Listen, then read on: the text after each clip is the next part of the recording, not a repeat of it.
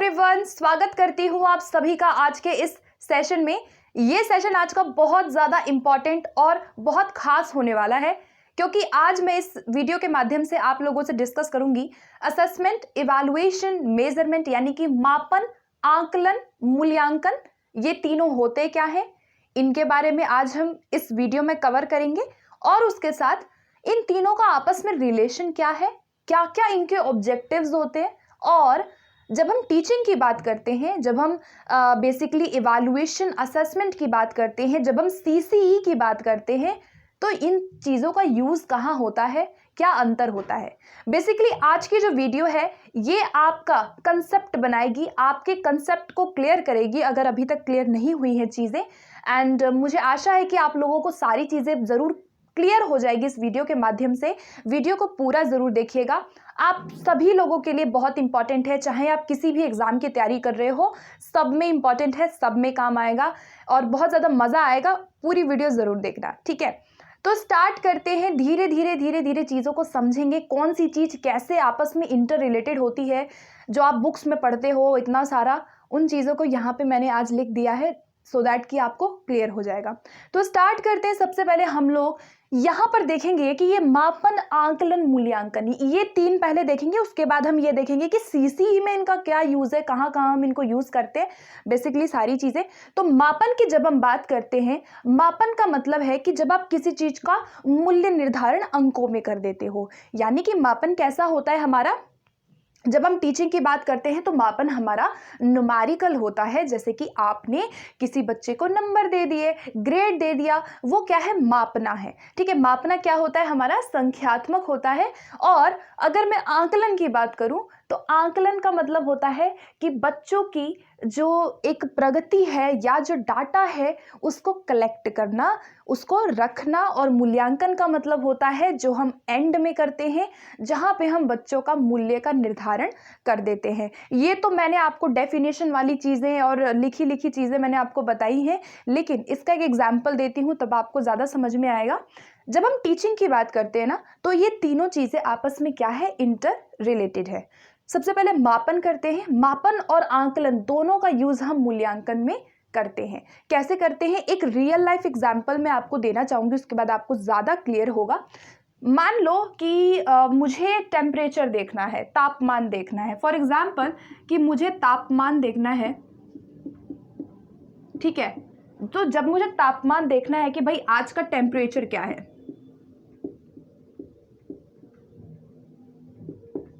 ठीक है, टेम्परेचर क्या है फॉर एग्जाम्पल। तो मान लो मैंने बोला, जब मैं मापन करूंगी तो मैं बोलूंगी कि आज का टेम्परेचर है 48 डिग्री, 48 डिग्री सेल्सियस है आज का टेम्परेचर। ये मैंने क्या किया, मापन किया। तो मापन किस में होता है, मापन हमारे नंबर में होता है। जब हम किसी चीज को माप देते हैं, केजी, लीटर, मिलीलीटर, सेंटीमीटर, मापन है, ठीक है। जब आप नंबरों में उसको बता दे रहे हो, तो मैंने बोला कि आज का टेम्परेचर 48 डिग्री है, ये मेरा क्या है, मापन है, यानी मेजरमेंट। अब मान लो मुझे आकलन करना है। अब इसके बेसिस पे मैं आकलन कैसे करूंगी, मैं बोलूंगी कि आज जो है औसत से अधिक, मैं बोलूंगी औसत से अधिक तापमान है। मैंने क्या बोला, औसत से अधिक तापमान है, यानी कि अबव एवरेज, औसत से ज्यादा आज तापमान है, बहुत ज्यादा है। तो ये मेरा आकलन किया। अब इसके बेसिस पे मैं क्या करूंगी, मूल्यांकन करूंगी, ठीक है। मूल्यांकन कैसे करूंगी, मेरा मूल्यांकन क्या रहेगा कि आज का जो मौसम है, आज का जो मौसम है वो गर्म है। क्या है, मौसम गर्म है। मैंने क्या कर दिया, जज कर दिया। क्या कर दिया, जज कर दिया। मैंने वैल्यू बता दी, ठीक है। क्या समझ में आया, मूल्यांकन में मैंने जज कर दिया कि भाई 48 डिग्री टेम्परेचर था, औसत से अधिक तापमान है, इसका मतलब कि आज का मौसम बहुत गर्म है, बहुत ज़्यादा गर्मी है। तो ये क्या है, मूल्य का जजमेंट कर दिया। यही तीनों चीज़ें हमारी टीचिंग प्रोसेस में होता है। ये तो मैंने एक एग्जाम्पल दिया। ऐसे ही हम क्या करते हैं, बच्चों का आकलन करते हैं। आप टेस्ट लेते हो, आपने हिंदी का टेस्ट लिया, मैथ का टेस्ट लिया, सभी सब्जेक्ट का टेस्ट लिया, आप टेस्ट लेते हो तो आप क्या करते हो, आप वहाँ पे मेजरमेंट करते हो। आपने ग्रेड दे दिया बच्चों को, तो मेजरमेंट का उपयोग हम असेसमेंट में भी कर सकते हैं। उसके बाद आकलन करते हैं। आकलन मतलब कि बच्चों की जो लर्निंग है उसमें कहाँ कमी आ रही है, कहाँ डिफ़िकल्टी आ रही है, उस चीज़ का पता लगाना। आकलन सतत हम करते हैं, लगातार करते हैं, बच्चों के बारे में डेटा कलेक्ट करते हैं, वो हमारा आकलन हुआ। और आकलन करने के लिए हमें कुछ ना कुछ मेजरमेंट की तो ज़रूरत पड़ती ही है। मान लो आप आकलन कर रहे हो तो आप आकलन कैसे करोगे, आपको उसके लिए कुछ नंबर लिखने पड़ेंगे, तो वहाँ पे हमारा मेजरमेंट भी आ जाता है। तो आकलन और जो मापन है वो दोनों ही हमारे मूल्यांकन के लिए इम्पॉर्टेंट होती है। और आकलन के बेसिस पे ही एक टीचर बाद में क्या करता है, बच्चों का मूल्यांकन करता है। ठीक है, अब ये चीज़ें कैसे करता है और भी चीज़ें हम यहाँ पे देखेंगे अब सीसी के माध्यम से। ठीक है, तो क्या समझ में आया कि भाई आकलन जो होता है, आकलन हमारा ऑन गोइंग प्रोसेस होता है। अगर मैं थोड़ा सा और एग्जाम्पल दूं तो आकलन क्या होता है, हमारा ऑन गोइंग प्रोसेस है, जो लगातार है, जो चल रहा है, जो सतत है, जो पूरे साल टीचर बच्चों का करता रहता है।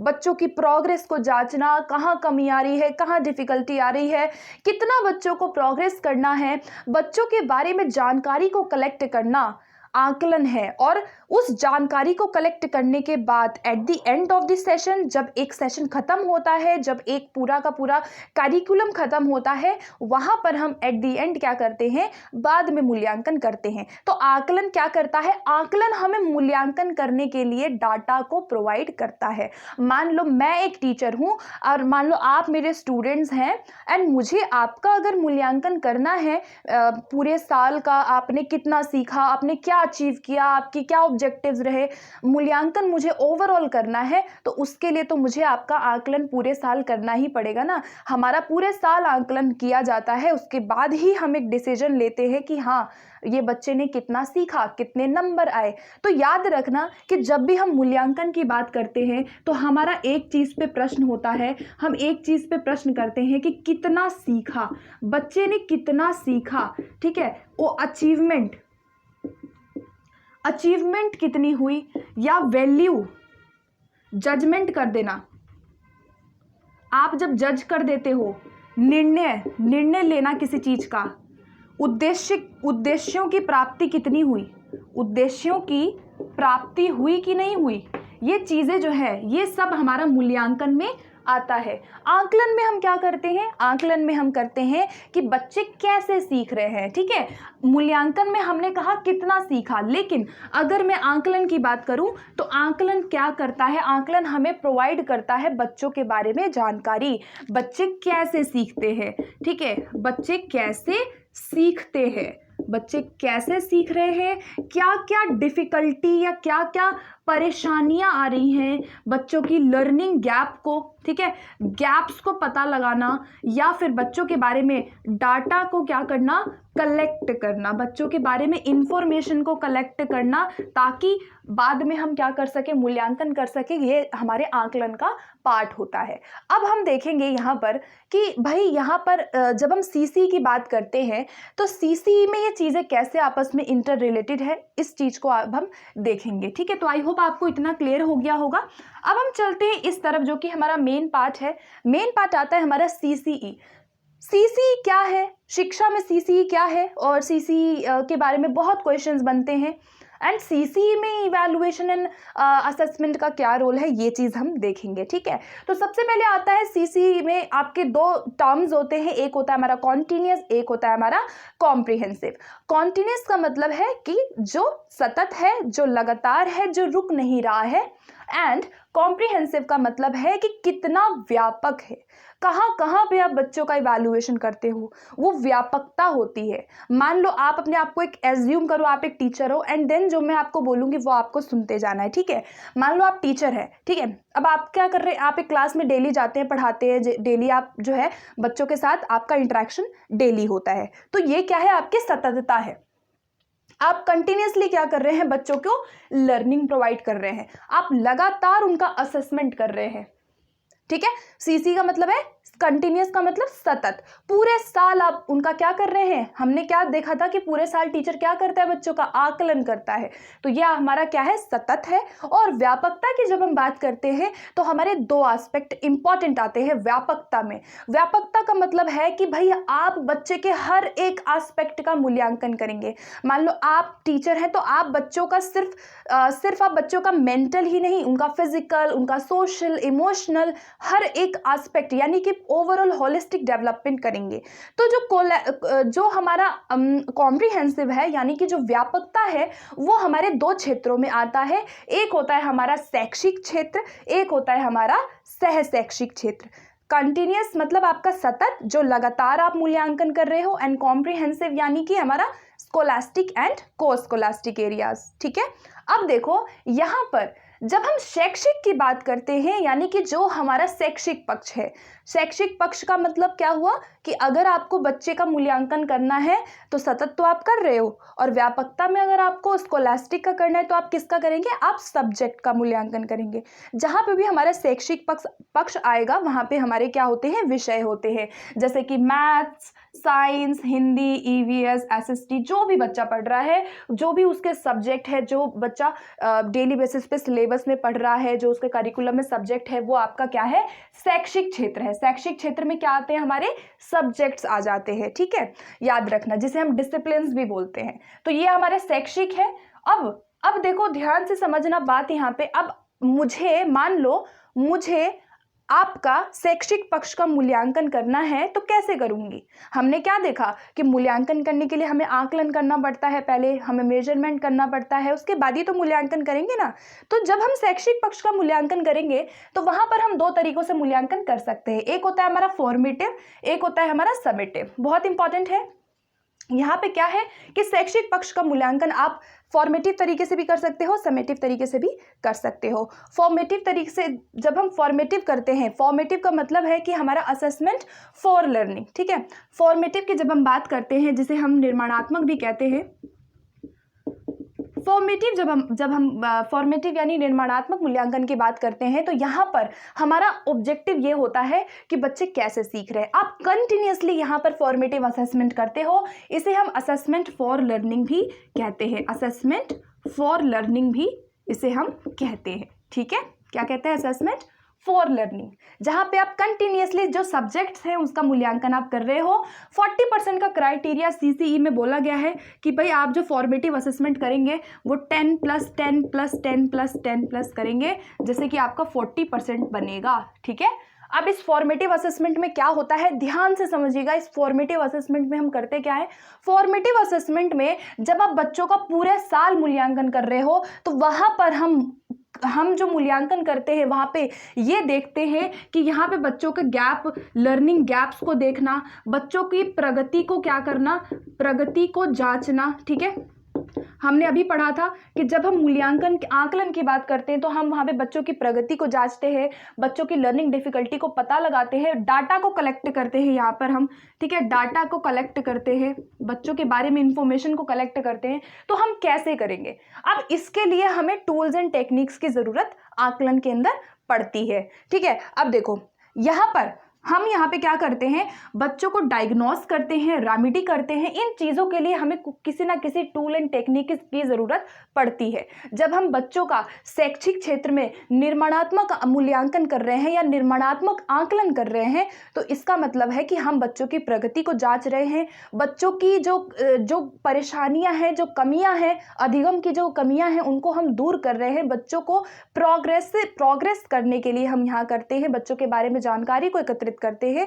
तो यहाँ पर हम जो है यहाँ पे क्या करते हैं, यहाँ पे हम लोग क्या करते हैं, डायग्नोस्टिक टेस्ट करते हैं और रेमेडियल टीचिंग करते हैं। तो याद रखना कि डायग्नोस्टिक इवैल्यूएशन एंड जो रेमेडियल टीचिंग होती है वो हमारे फॉर्मेटिव असेसमेंट का पार्ट होता है। ठीक है, अब देखो, अब मुझे आपका आकलन करना है मान लो, तो उसके लिए मुझे किसकी ज़रूरत पड़ेगी, किसी ना किसी टूल्स एंड टेक्निक्स की ज़रूरत पड़ेगी। टूल्स अलग होते हैं, टेक्निक्स अलग होती हैं। अब एक टीचर है, उसको आकलन करना है सब्जेक्ट का, तो वो क्या करेगा, वो कुछ तकनीकों का हेल्प लेगा। क्या करेगा? तकनीकों का हेल्प लेगा। बच्चों को प्रोजेक्ट करवा सकते हैं। अब हमें पूरे साल क्या करना है? आकलन करना है, फॉर्मेटिव आकलन जो असेसमेंट है वो करना है।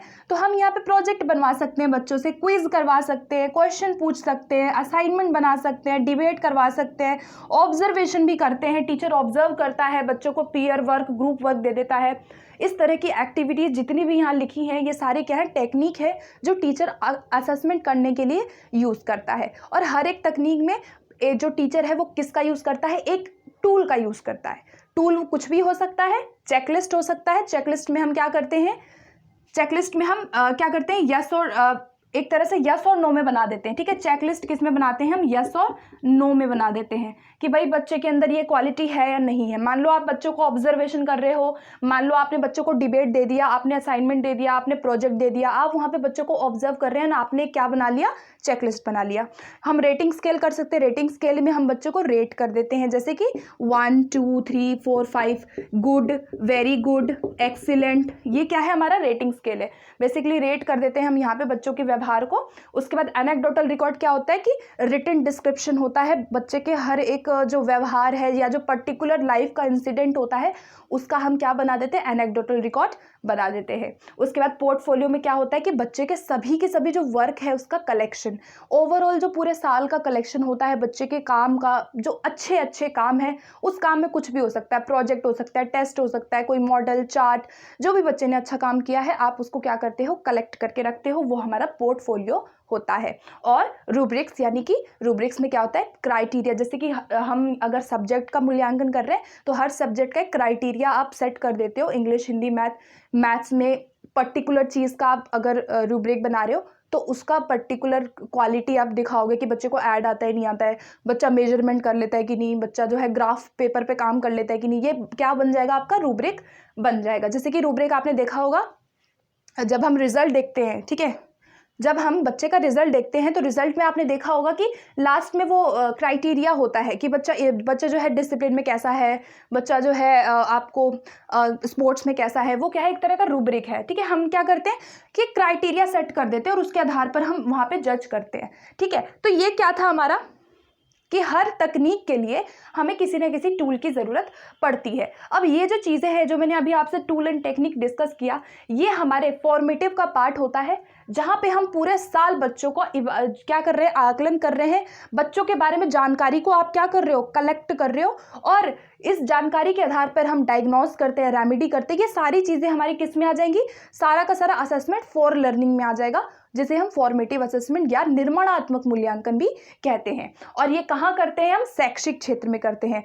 40% का क्राइटेरिया हमारा फॉर्मेटिव असेसमेंट का होता है, 10 नंबर का, इस तरह से सीसी में जैसा कि मेंशन किया गया है। अब हम चलते हैं इस तरफ। ठीक है, अभी तक हमने फॉर्मेटिव डिस्कस किया। फॉर्मेटिव असेसमेंट क्या होता है? एक होता है हमारा समेटिव असेसमेंट। ठीक है, असेसमेंट में एक होता है फॉर्मेटिव जो हमने भी डिस्कस किया। ये सारी चीज़ें हमारे फॉर्मेटिव का पार्ट है। समेटिव हमारा 60% का क्राइटेरिया होता है, यानी कि साल में 2 बार हो रहा है तो 30 + 30 कर दो। कई बार परसेंटेज पूछ लेता है। टोटल 60% का क्राइटेरिया हमारा समेटिव असेसमेंट का होता है। समेटिव असेसमेंट में याद रखना इसे हम असेसमेंट ऑफ लर्निंग कहते हैं, यानी कि सीखने का आकलन। ठीक है, सीखने का आकलन क्या है? आपका समेटिव है। ओके, अब देखो समेटिव इवैल्यूएशन है ये। ठीक है, अब यहाँ क्या होता है? टर्म एंड असेसमेंट हो सकता है, टीचर लास्ट में ले रहा है, ठीक है ना, साल के एंड में, या एक यूनिट खत्म करवा दिया टीचर ने, एक चैप्टर खत्म करा दिया। टर्म एंड असेसमेंट भी हो सकता है, एग्जाम हो सकता है यहाँ पे। ठीक है, एग्जाम, कोई यूनिट, टीचर ने कोई यूनिट पढ़ाया ओवरऑल, उसके बाद एक टेस्ट ले लिया, या ये पूरे साल का हो सकता है एग्जाम, जो हम बेसिकली S7 S2 एग्जाम देते हैं, वो हमारा टर्म एंड असेसमेंट में एक यूनिट में एग्जाम में हो जाएगा। तो ये हमारा क्या है? समेटिव है। उसके बाद MCQs क्वेश्चन टीचर ले सकता है। टीचर यहाँ अचीवमेंट टेस्ट बनाता है। ठीक है, अचीवमेंट टेस्ट मतलब उपलब्धि परीक्षण। तो उपलब्धि परीक्षण किसका पार्ट है? हमारे असेसमेंट ऑफ लर्निंग का। ठीक है, उपलब्धि परीक्षण क्या है? हमारा असेसमेंट ऑफ लर्निंग का पार्ट है, जहाँ पे टीचर संकलनात्मक मूल्यांकन करते समय ये देखता है कि बच्चों को सब्जेक्ट में कितनी नॉलेज है। मैथ्स में कितने नंबर आए, मान लो मैथ्स में उसके 100 में 100 100 में से 100 आ गए मान लो, साइंस में उसके 50 आ गए, या इंग्लिश में उसके मान लो 80 आ गए, इस तरह से। ठीक है, तो ये क्या है, उपलब्धि परीक्षण है। जो टीचर टेस्ट बनाता है, बेसिकली जो एग्जाम होते हैं वही हमारे उपलब्धि परीक्षण होते हैं। ये परीक्षण हमारे लॉन्ग क्वेश्चंस का हो सकता है, शॉर्ट क्वेश्चंस का हो सकता है। जैसे सीबीएसई एग्जाम कंडक्ट करता है तो एमसीक्यूज क्वेश्चन डाल दिए, वन वर्ड क्वेश्चन डाल दिए, लॉन्ग शॉर्ट डाल दिए, तो वो क्या है, वो आपका एक तरह का स्टैंडर्डाइज टेस्ट है। तो यहाँ पर क्या होता है, टर्म एंड असेसमेंट में हमारा MCQs test, achievement test, teacher भी बना सकता है अचीवमेंट टेस्ट को। अचीवमेंट टेस्ट हमारा स्टैंडर्डाइज भी होता है, जो सीबीएसई वगैरह या जो बोर्ड बनाता है, एक एजेंसी बनाती है। तो ये क्या है, हमारे सारा का सारा समेटिव का पार्ट है। ठीक है, तो यहाँ पे क्या था कि जो मूल्यांकन है, जो सीसीई है, वो सतत है यानी लगातार है, और कॉम्प्रिहेंसिव का मतलब है कि आपके दो क्षेत्रों में है, शैक्षिक और सहशैक्षिक। शैक्षिक क्षेत्र में हमारा निर्माणात्मक और संकलनात्मक मूल्यांकन होता है। निर्माणात्मक मैंने आपसे डिस्कस कर लिया, कैसे कैसे टीचर आंकलन कर रहा है, पूरे साल कर रहा है, बच्चों के बारे में जानकारी कलेक्ट करना या उनकी डिफिकल्टीज को दूर करता है, डायग्नोस करता है, रेमेडी करता है। और संकलनात्मक में असेसमेंट ऑफ लर्निंग आ जाता है, जहाँ पे वो टर्म एंड असेसमेंट एग्जाम ले रहा है, यूनिट टेस्ट ले रहा है, या जो उपलब्धि परीक्षण है वो कर रहा है। ठीक है, तो ये हमारा था स्कोलास्टिक एरिया। अब एक एरिया बचा कोर्स स्कोलास्टिक, इसको भी एक बार से डिस्कस कर लेते हैं। ठीक है, थोड़ा सा वेट करिएगा गाइस।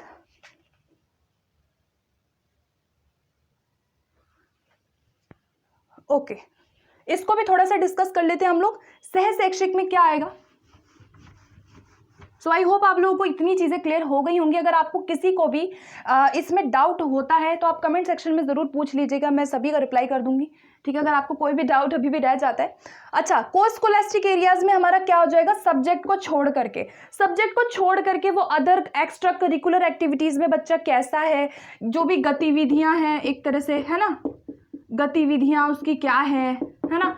या फिर यहाँ पे आ जाएगा स्पोर्ट्स में बच्चा खेलकूद में कितना अच्छा है, या फिर उसका और क्या हो सकता है, खेलकूद में कितना अच्छा है, या अनुशासन उसके अंदर कितना है ना, अनुशासन हो सकता है, और क्या हो सकता है, ये सारी चीज़ें। यार ये लाइफ स्किल्स उसकी कैसी हैं भाई, वैल्यूज़ उसकी कितनी है, वैल्यूज़ है नहीं है, मॉरल वैल्यूज़ को चेक कर रहे हैं हम। तो यानी कि आपका एक तो आपका स्कोलास्टिक एरिया था जहाँ पे फॉर्मेटिव समेटिव इवैल्यूएशन हम करते हैं, ये हमारे सब्जेक्ट से रिलेटेड हो जाता है। और सह शैक्षिक मूल्यांकन मतलब कि जो सब्जेक्ट है उसको छोड़ करके अदर जो चीज़ें हैं जो एक स्कूल में कंडक्ट कराई जाती हैं, एक्टिविटीज़, स्पोर्ट, बच्चा डिसिप्लिन में कैसे रहता है, बच्चा कितना बच्चों के अंदर वैल्यू है, लाइफ स्किल का कैसे यूज़ कर ले रहा है, खेलकूद में कैसा है, चिंतन थिंकिंग कैसे कर रहा है, उसकी थिंकिंग क्या है, प्रॉब्लम सॉल्विंग किस तरह से करता है, अदर जो चीज़ें हैं वो सब कुछ हमारा कोर्स स्कोलास्टिक एरियाज में आ जाता है, जिससे कि बच्चे का क्या होता है, शैक्षिक और सह शैक्षिक दोनों से संपूर्ण मूल्यांकन होता है, ओवरऑल होलिस्टिक डेवलपमेंट होता है। ओके गाइज, सो ये था आज का हमारा छोटा सा सेशन जहाँ पे मैंने सारी चीज़ें कवर करने की कोशिश की है। यहाँ पे हमने डिस्कस किया कि हम मेजरमेंट और असेसमेंट का यूज़ करते हैं इवैल्यूएशन करने के लिए। ओके, एंड देन इवैल्यूएशन करने के लिए हम सीसीई के माध्यम से हमने समझा कि हम किस तरह से आंकलन का यूज़ करते हैं, और आंकलन के बेसिस पे हम क्या करते हैं, बाद में मूल्यांकन करते हैं। सो आई होप गाइज आप लोग को इतनी चीज़ें क्लियर हो गई होंगी। मैं और भी वीडियोज़ लाने की कोशिश करूँगी इसी तरह के टॉपिक्स की। अगर आपको किसी पर्टिकुलर टॉपिक पे कोई वीडियो चाहिए तो ज़रूर मुझे बताइएगा, और सेशन कैसा लगे ज़रूर वो भी बताइएगा, और लाइक शेयर ज़रूर कीजिएगा अगर अच्छा लगता है सेशन को। एंड कोई भी फीडबैक है, एनीथिंग, आप मुझे ज़रूर दीजिएगा। ओके, सो फिर मिलते हैं नेक्स्ट वीडियो में। Thank you.